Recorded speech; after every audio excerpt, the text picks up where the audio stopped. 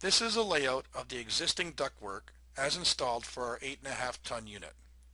The entire scope of changes being recommended by our professionals include changing the first leg of the return air duct to a larger size, installing a second supplement main return duct in the attic, installing a supplement main feed duct in the attic, changing connections of some individual room ducts to balance the airflows for the main duct sizes, adding a fourth 8-inch supply duct and vent to the meeting room and connecting the main return air to its ceiling space so it becomes a return airspace plenum, able to handle the total volume airflow for that room. And finally, adding a return duct and vent for the east hall, enlarging the main hall return vent, and adding an additional feed vent to the main hallway. The difficulties in installing these changes lie primarily with the design of our building. The current ducts pass from the kitchen, where the rooftop unit is mounted, to the attic space over the hall and offices under the transition framework as shown here. There is space above the ceiling of about 6 inches before the actual barrier to the attic. Since the new ducts are 8 inches in depth, we would need to utilize this space plus lowering the ceiling about 3 more inches, which would bring the hall ceiling down to the top of the doorway headers. This will allow the room needed to install the required ductwork. The white dashed lines represent the area needed in the main hall ceiling that will have to be renovated for the new ductwork. This area will be removed, lights relocated, ducts installed, then framing and drywall of a new ceiling at the lower height. Here are the locations under the current ductwork that the proposed ducts would have to pass through when exiting the kitchen. This will take some work given the construction framing changes needed to the wall to accommodate this space.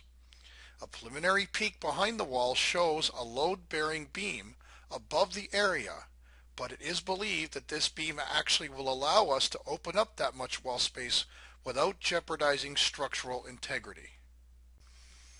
The bar area is part of the rooftop unit, which supplies air to the banquet hall. There is no return air duct anywhere on the bar side of the French doors. When all the doors are closed, circulation is affected. Usually we open the bar access door, which allows the return air to circulate.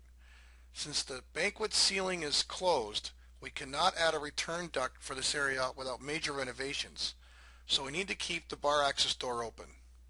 The air supplied to this area must circulate back to the return vents located on the wall adjacent to the kitchen. We may have to keep some of the French doors open as well to ensure enough circulation.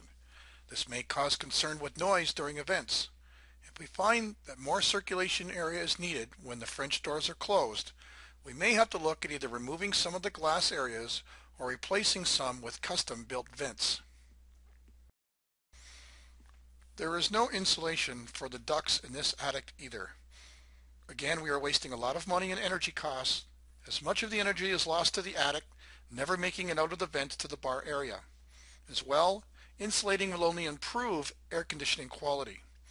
Any cost of insulating these will be recovered in energy savings. The lack of insulation creates a condensation problem. The heat from the attic space in summer is getting to the conditioned air in the ducts, which causes moisture to condense.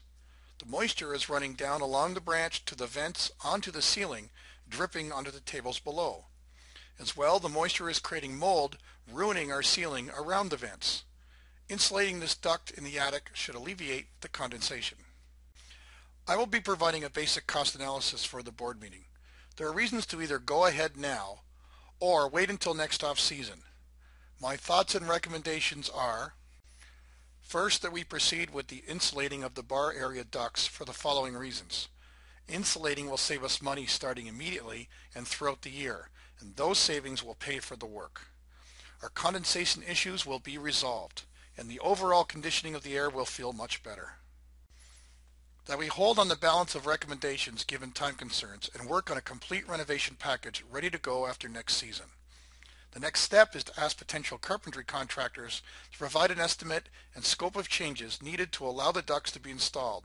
There is the possibility that contractors will identify more changes to our wall and ceiling than we were able to think of that may affect costs and the overall plans.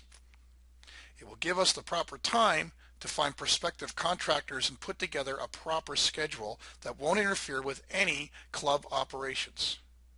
The downside, of course, is this will mean another year with inefficient air conditioning and higher energy costs than what they could be. From the investigation done, including a review of the original engineering prints, along with the observations and recommendations from our consulting contractor, I have to conclude that errors were made in the design of the duct system, that it's obvious that ducts were not installed completely by the contractor as per engineering prints. Among the most costly errors, either in design or installation, was not insulating the ducts in the attic. Our consulting contractor has stated to me that this was basic practice long before our current club building was ever built. This has cost us incalculable dollars. Unfortunately, there's nothing we can do about this other than to correct the issues so we can bring down annual operating costs and get the maximum benefit from our systems.